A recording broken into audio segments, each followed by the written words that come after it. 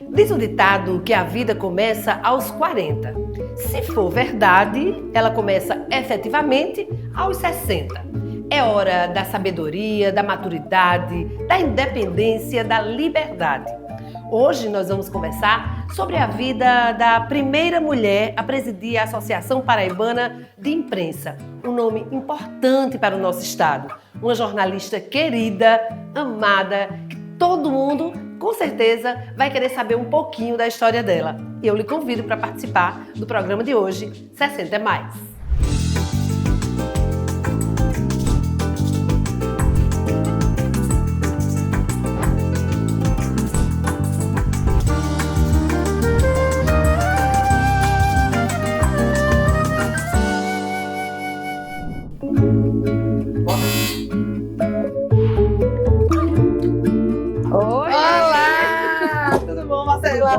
Vamos bater um papo sobre essa melhor idade, os prós e os contras. Eu tô muito grata porque você recebeu a gente na sua casa. Abriu a porta e o coração, mulher. Com você, como amiga e como profissional. Pois bora conversar. Vamos lá. Ai, Marcela, que bom estar na sua casa, mulher. Pra gente conversar, né? Com esse papo leve, né? Sobre essas coisas da sua vida, da importância que você tem para Paraíba. Porque Marcela é extremamente importante do ponto de vista profissional, do ponto de vista humano. É uma pessoa que sempre acolheu as pessoas do jornalismo, que sempre ensinou. E a gente vai bater um papo sobre isso, sobre a vida pessoal dela, sobre a trajetória profissional, as conquistas e como é ser 60 a mais. Marcela, me conte, quem é Marcela Citônio? De onde veio? Onde nasceu? Me fala um pouquinho dessa sua vida pessoal. Eu nasci em Princesa Isabel, mas saí de lá com um mês de idade, né? Praticamente não tenho assim muita convivência com meus conterrâneos. Voltei uma vez, depois eu acho que eu tinha 29 anos, mas assim, Princesa, eu acho que é uma referência para mim e para a história da Paraíba, né? Porque foi um território independente da É verdade. Então, eu tenho muito orgulho da história de Princesa Isabel. E aí, saiu de Princesa bem novinha, seu pai era da Justiça, não é isso? Meu pai era juiz de direito, e aí a gente andou muito pelo interior, né? Primeiro ele foi promotor em Princesa Isabel, que foi quando conheceu minha mãe. Aí casou e nós viemos, aí ela veio, nós moramos em Guarabira, em Belém, em Araruna, e depois viemos para João Pessoa. São 9 filhos, de Dona Nezinha e Dr. Xavier. Isso. Hoje 8, né? Que nós perdemos um na Covid e agora somos 8. Como é essa relação com seus filhos e com seus netos, Marcela? Olha, eu tento, assim, ter um respeito profundo por eles, né? Assim, sempre foi essa relação de cuidado, de respeito, de não me impor, embora eu seja uma pessoa autoritária, mas assim, eu nunca tentei me impor, tentei assim, colocar limites, mas a gente sempre teve essa relação respeitosa até hoje. Eu tenho 2 netos, Alice e Caio, e minha vida foi muito corrida. Eu praticamente não convivia com eles. Eu dizia que eu visitava a minha casa, né? Porque eu saía de manhã e quando era na sexta-feira, que a gente saía do jornal 2, 3, 4 horas da manhã. Só para contextualizar, Marcela trabalhou em todos os jornais, né? Aqui da capital. Eu só não trabalhei na União, só né? Menos na União, mas no momento, no Correio da Paraíba, trabalhei no Norte, Correio e Jornal da Paraíba.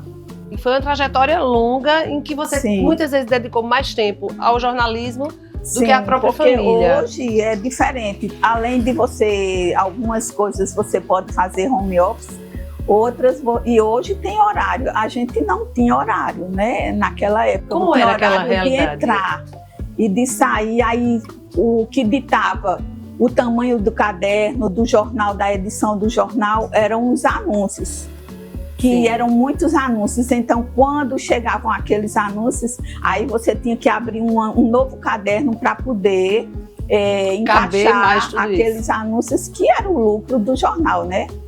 Aí foi mudando tudo, o jornal impresso. Hoje a gente não tem mais, né? Só a União, eu acho que é o único que sobreviveu aqui. Qual a diferença do jornalismo daquela época, Marcela, para agora? Maria Helena, mudou tanta coisa que eu não sei nem te enumerar, assim, que seria, eu acho, uma conversa longa para a gente ter sobre essas mudanças, mas assim, eu acho que a gente tinha um posicionamento mais imparcial, se bem que eu nunca acreditei na imparcialidade do jornalismo, eu acredito na ética, porque cada um coloca o seu... Imprime a sua marca. A sua marca. E você sempre foi considerada uma pessoa extremamente firme nas suas ideias e muito combativa também.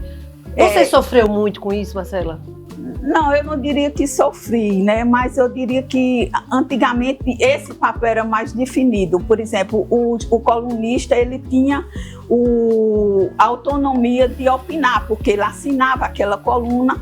A gente mesmo assinando uma matéria, mas a gente tinha que ser o mais neutro possível, né? Sempre imparcial, a palavra sempre era essa. Hoje não, hoje o jornalista, ele milita, ele é jornalista. Eu não estou falando com isso uma crítica, isso é uma análise que você me pediu, né?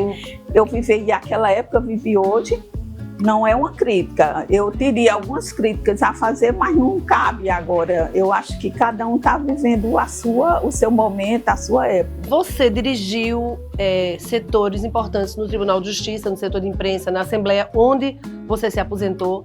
Mas eu acho que o marco da sua história, enquanto profissional, foi ser a primeira mulher a presidir a Associação Paraibana de Imprensa. Me fale sobre essa experiência, Marcela. Eu acho que o marco da minha história foi assim, ser repórter de cidade. Eu amava ser repórter de cidade, porque hoje você estava numa favela, amanhã você estava fazendo uma cobertura no palácio, tinha toda esse diferente, né? Que você convivia com realidade diferente no mesmo dia. Vamos conversando sobre isso enquanto você pega algumas memórias para mostrar a gente? O que é que você acha? Vamos, eu tenho ali, ó. Eita, é muita história para contar, hein, Marcela?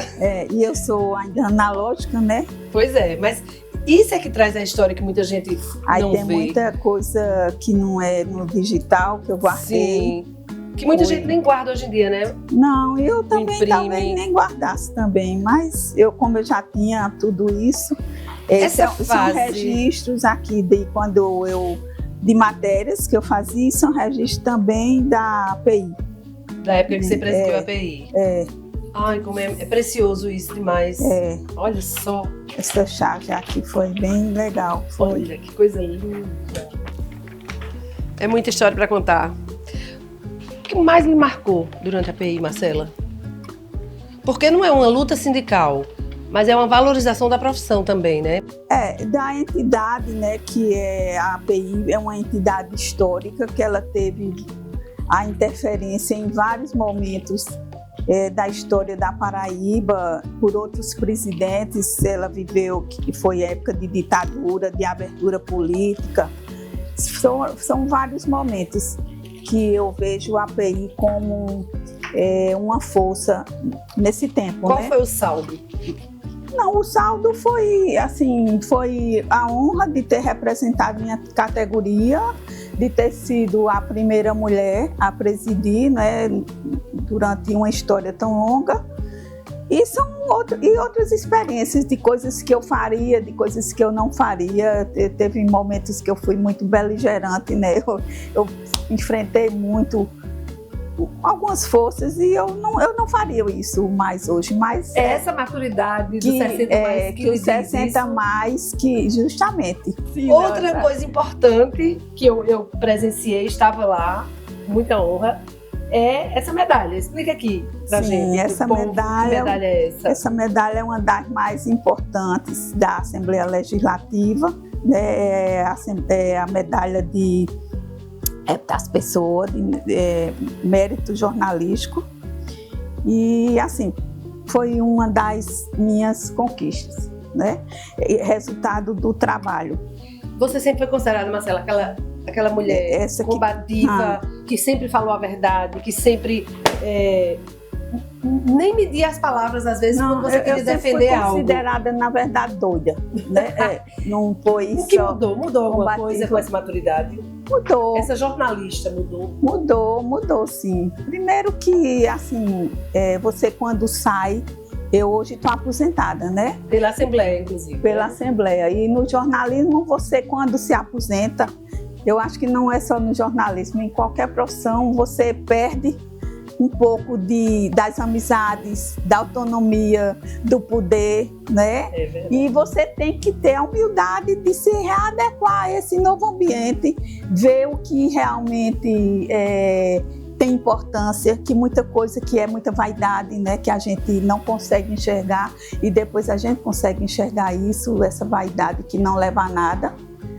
Então, são muitas coisas. E agradecer a Deus, porque só tem uma forma de você envelhecer, não morrer, né? Exatamente. Dessa trajetória do jornalismo, o que é que você tira de bom e o que lhe doeu? São experiências muito marcantes. O jornalismo é uma escola de vida, né? Você aprende com quem você vai entrevistar. Cada entrevista é uma história. Cada matéria você aprende um pouco, como se fosse a primeira vez. Sabe aquele artista que entra no palco e se emociona toda vez que vai cantar? O jornalismo tinha um pouco disso, né? Você tremia, ficava nervoso, e dependendo da pessoa que você fosse entrevistar, aí era que o... Como eu tô agora nervosa entrevistando você. Não. E nós somos colegas, amigas, mas o jornalismo era isso, uma das coisas. E outras foram alguns dissabores, né? Incompreensões. Eu, com esse meu jeito combativo, eu queria sempre o certo, eu queria sempre, assim, defender um colega que eu via injustiçado numa redação. E comprei muitas brigas que não eram minhas. Hoje você arrependeu? Não é que eu me arrependi, eu não faria mais, sabe? Agora, como a minha psicóloga disse, que eu também fiz um tempo, não adianta você querer pensar hoje com a cabeça que você tinha antes. Exatamente. Você só faz essa reavaliação porque você teve, você viveu, repensou e amadureceu, né? Porque não tem como eu dizer, eu fiz um casamento, se eu pudesse, eu não faria, eu não casava com a mesma pessoa.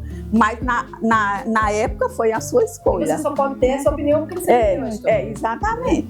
Não tem como... Se Marcela não fosse jornalista, teria sido o quê? Eu teria feito direito, que eu me arrependi de não ter feito. Meu pai era juiz e eu amava assistir os júris, né? Eu pequena, eu lembro que eu ia para o Fórum de Guarabira, ficava no banco assistindo as defesas. Eu ficava encantada com e me arrependi de não ter feito.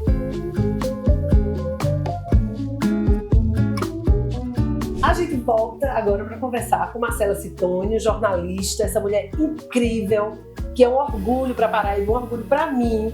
E agora eu estou conduzindo o programa. E dessa vez, nesse segundo tempo, a gente vai conversar sobre a vida. Como é a vida de uma pessoa com mais de 60 anos? Marcela é extremamente ativa, ela se aposentou, mas leva uma vida super bacana, ela cuida da família, ela viaja. E aí, Marcela, como é chegar aos 60 anos? Como foi essa transição? Você já vinha se preparando? Você acha que foi uma coisa gradativa ou foi uma coisa de pancada que muita gente às vezes nem percebe quando chegou? Não, na verdade eu não me preparei, né? Mas eu aproveitei porque teve um plano de aposentadoria incentivado lá na Assembleia e eu achei melhor pedir aposentadoria. Porque eu já tinha trabalhado muito, como eu já falei anteriormente, eu praticamente visitava a minha casa, né?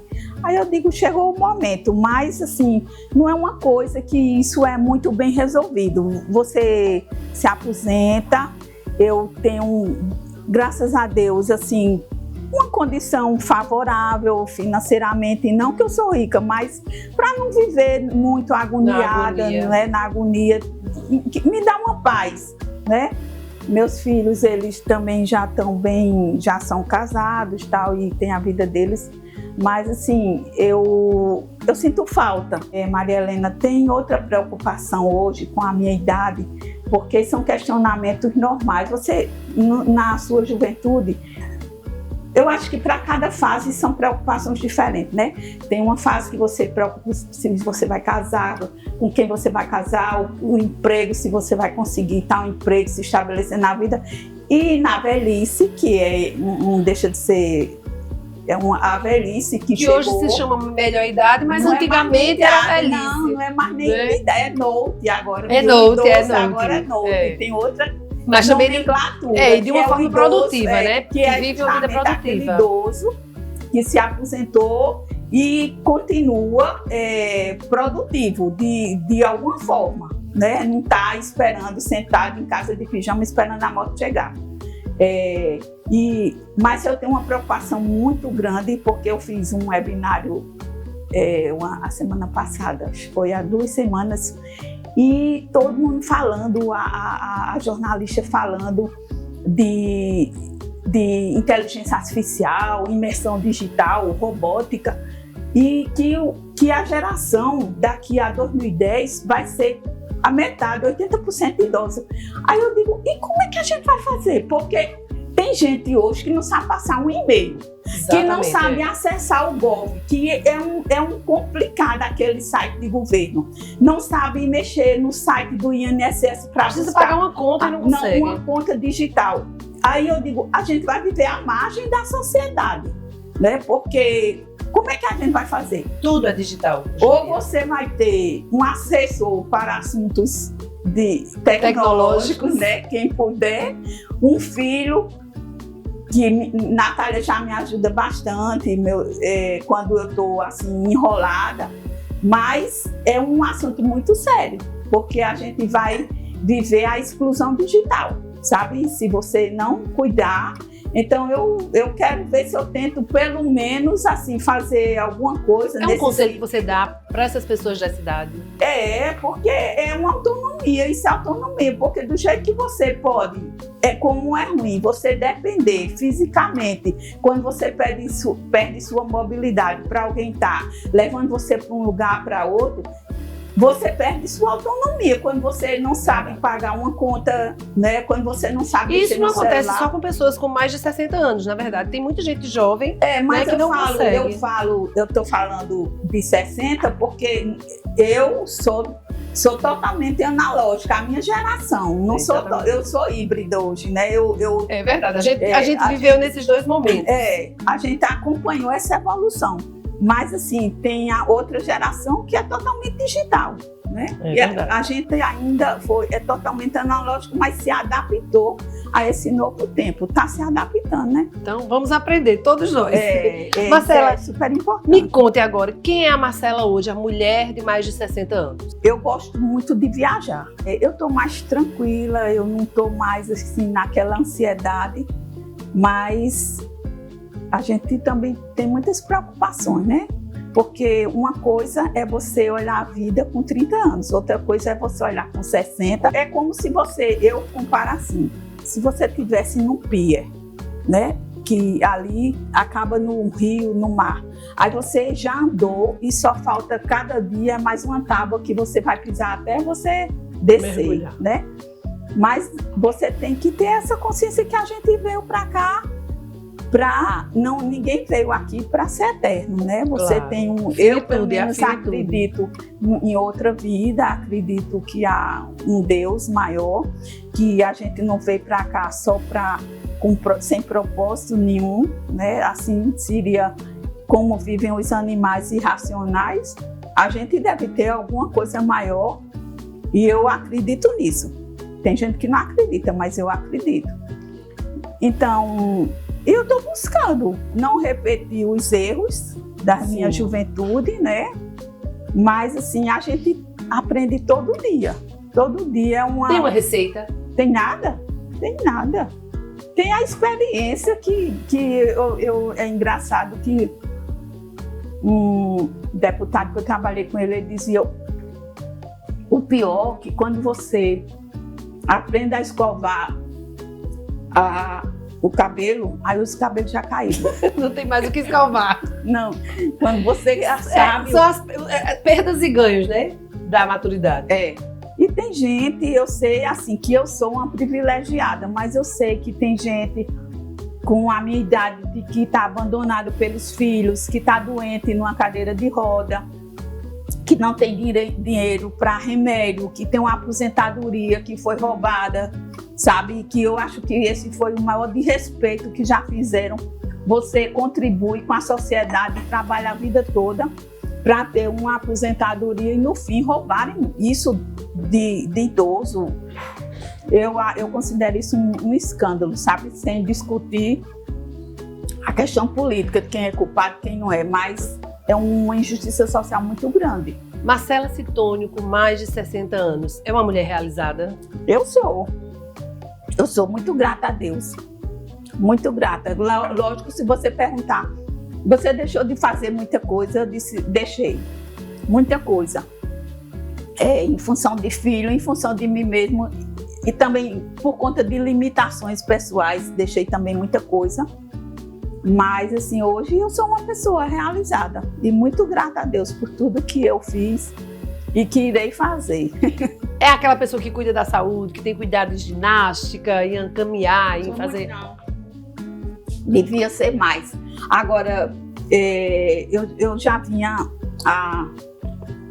intensificando essa minha vontade, essa necessidade de fazer, né, coisas para fortalecer. E aí eu sofri uma queda numa viagem que eu fiz esse final de semana e eu disse como é importante, porque eu me lasquei todo, né? Eu caí assim e só não me ferrei mais porque eu aparei com as mãos.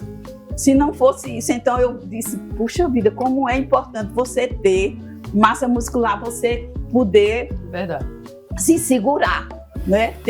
Aí eu digo, eu vou fazer musculação, nem que seja para eu carregar só a sacolinha do supermercado para casa, mas tem que fazer, né? Marcela, e como é que você vê o jovem de hoje olhando para essa pessoa com mais de 60? Antigamente havia muito respeito pela pessoa com mais de 60 anos. Você acha que hoje ainda acontece isso? Como é que você vê isso? Não. Meus netos, a gente foi criado, né, com conceitos familiares assim bem definidos.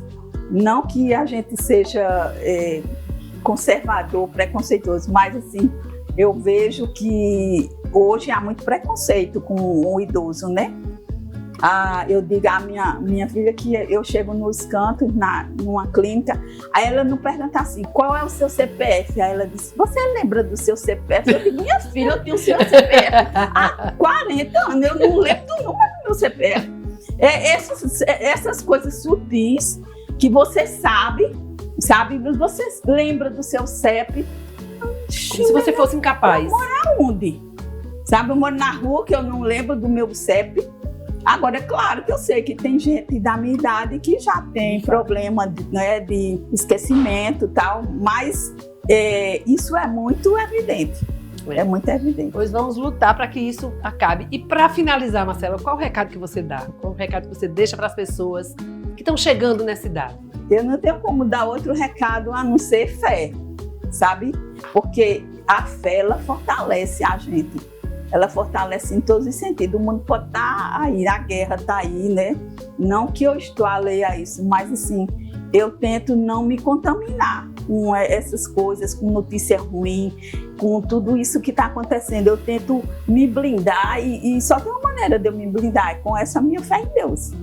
Marcela, muito obrigada por essa conversa, por ter nos aberto a porta, o seu coração, sua vida, sua intimidade, que é uma coisa tão preciosa. É extremamente importante para mim ter feito essa matéria com Marcela, porque é minha amiga, é um exemplo, e eu estou muito grata a você, amiga. Muito obrigada. Te agradeço. Muito obrigada. Que você seja muito feliz. Também tenho muita admiração por você. Então é isso, chegamos ao fim, com gostinho do quero mais. Até a próxima semana.